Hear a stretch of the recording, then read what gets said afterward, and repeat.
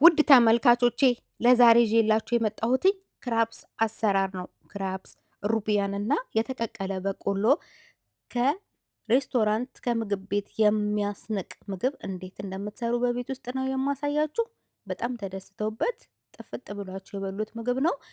የሰሩትን ሲበሉለት የወለዱትን ሲሰሙለት ደስ ይለዋል ይላል የሀገሬ ሰው። እውነት ነው። ደስ ብሏቸው ስለበሉ ደስ ብሎኛል።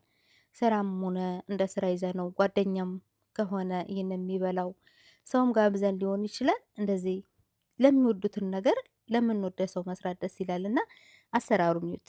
በቆሎ ይሄ በረዶ ቤት የገባ የተዘጋጀ ነው። የተወሰነ እንቀቅለዋለን። ነጭ ሽንኩርት፣ ቀይ ሽንኩርት፣ የሎሚ ጭማቂና የሎሚ ፍቅፋቂ ያለኝ። ይሄ ደግሞ ሸጣ ወይም ሳልሳ ሀር ነው የሚባለው። ሳልሳ ሀር ነው። ቅመም አለኝ፣ ቅመማ ቅመም እንዲሁም ቅቤ ወይም ዙብዳ አለኝ።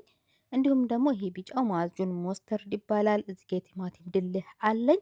እነዚህን ግብአት በመጠቀም አብረን እንሰራለን ማለት ነው። ይሄ ደግሞ ኩኪንግ ክሬም ወይም ክሬም አጠበቅ ይባላል። እንግዲህ በድስት ሰፋ ያለ ድስት ብትጠቀሙ እመክራችኋለሁ ማለት ነው። ከዚህም ትንሽ ሰፋ ያለ ከስር ወደ ላይ ሳይሆን ወደ ጎን ሰፋ ያለ ትንሽዬ ዘይትና ቅቤ ካረግን በኋላ ሽንኩርቱን እናቁላላለን። ሰፋ ያለ ድስት እንድትጠቀሙ የመመከራችሁ ለማገላበጥ እንዲመቻችሁ ነው። ሽንኩርቱን በደንብ ካቁላላን በኋላ ነጭ ሽንኩርት እናደርጋለን። ሽንኩርቱን ደግሞ ካቁላላን በኋላ ትንሽዬ ዝብዳ እናረግና የቲማቲም ድልህ እናረግበታለን። አሁን የቡታጋዙን የሙቀት መጠን ቀነስ እናደርገውና የቲማቲም ድልሁን በደንብ እናቁላለዋለን ማለት ነው። በመቀጠል ሳልሳ ሀር የሚባለውን እንጨምራለን። ሳልሳ ሀር በምስል አሳያችኋለሁ። እንዲሁም ቅመማ ቅመም የተጠቀምኩትን አይነቱን በምስል በዚህ ቪዲዮ መጨረሻ ላይ የማሳያችሁ ይሆናል ማለት ነው። የቲማቲሙን ድል ካቁላላን በኋላ ሳልሳ ሀር፣ ማጁን ሞስተርድ፣ ዙብዳ ወይም ቅቤ የሚሉትን ቅቤኛ የምንለው እነሱ ዙብዳ የሚሉትን አረኩኝ። ከዛ ቅመሜን አረኩኝ። ታጋዝ ሙቀቱን በጣም ቀንሱለት፣ ቅመም ስለምንጨምር ማለት ነው። ከዛ እንዲህ ካቁላላን በኋላ ያጠብነውን ነው ይቅርታ፣ እዚህ ጋር ሎሚ ጭማቂና የሎሚ ፍቅፋቂ ነው የጨመርኩትኝ።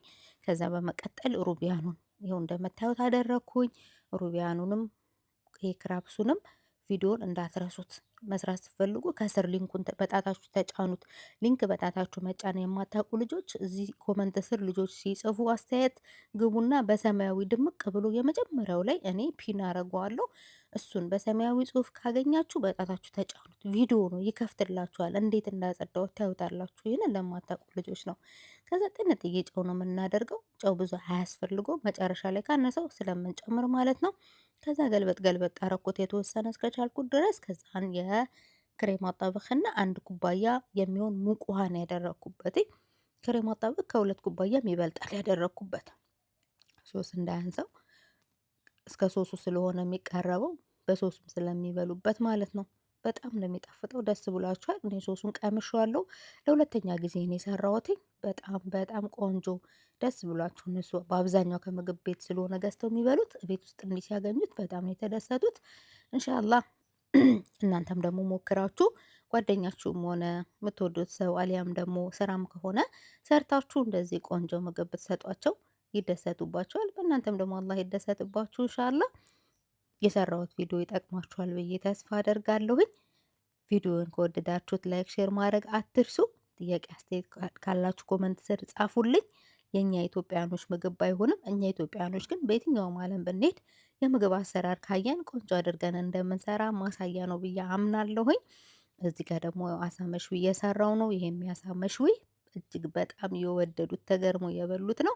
በየቤቱ ባለሙያ እንዳለ አውቃለሁ። ለእኔ የመጀመሪያ ጊዜ ስለሆነና ደስ ብሎኝ ሲበሉ ደስ ስላለኝ ነው ለእናንተም ሼር ላደርግ የፈለግኩትኝ።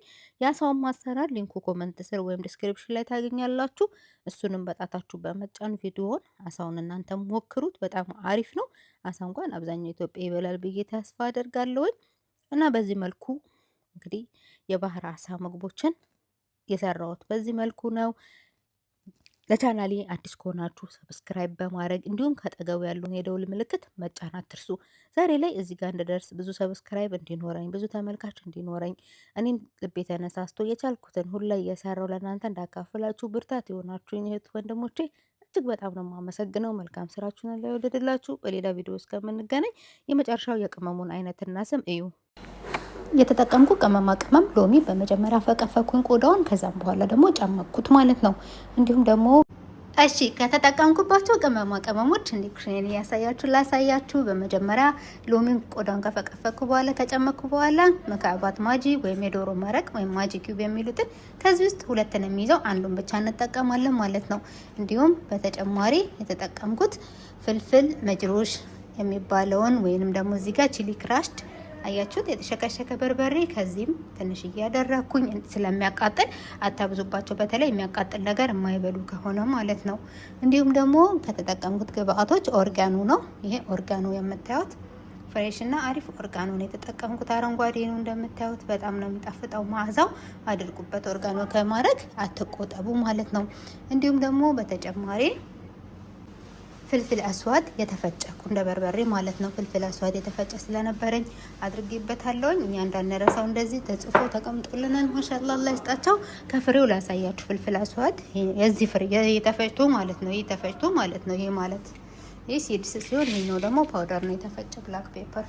እንዲሁም ደግሞ ከዚህ ደግሞ እዚህ ጋር ደግሞ አንዴ ላሳያችሁ። ከእኔ ያነሳሁት እዚህ ጋር ደግሞ ይኸውላችሁ ሁለት አይነት ሳልሳ አለን። ከዚህ ውስጥ የተጠቀምኩት ይሄኛውን ነው። ይሄን የተጠቀምኩት ልዩነታቸውን አሳያችኋለሁ። አያችሁ፣ ይሄኛው በነጭ ሽንኩርትና ቃሪያ ነው ምስሉ። አረብኛ ማንበብ ለማትችሉ ነጭ ሽንኩርትና ቃሪያ ነው ምስሉ። እዩት፣ አያችሁት? ይሄኛው ደግሞ ሳልሳ ሀር ሄሉ ነው የሚለው በአረበኛ ስለተጻፈ ለማታነቡ ልጆች ቲማቲምና ቃሪያ ምስል አለው። ጣፋጭ ነው፣ እንደዚህ አያቃጥልም። ይሄኛው ስለሚያቃጥል ሳታበዙ በትንሹ ብታረጉበት አሪፍ ይሆናል ማለት ነው። እንዲሁም ደግሞ በተጨማሪ የተጠቀምኩት ይሄንን ማጁን ማስተርድ የሚሉትን ነው። አያችሁት? ለሰንድዊች ምናምን የሚደረገው ማለት ነው ማስተርድ። ለምሳሌ ይሄንን የማይገዙ ከሆነ በዚህኛው ማስተርድ መቀየር ትችላላችሁ፣ ግን ያኛው አሪፍ ነው ለከለርም ማለት ነው። ይሄ ዲጆን ማስተርድ ይባላል። እኔ ግን የተጠቀምኩት ይሄኛውን ማስተርድ ነው።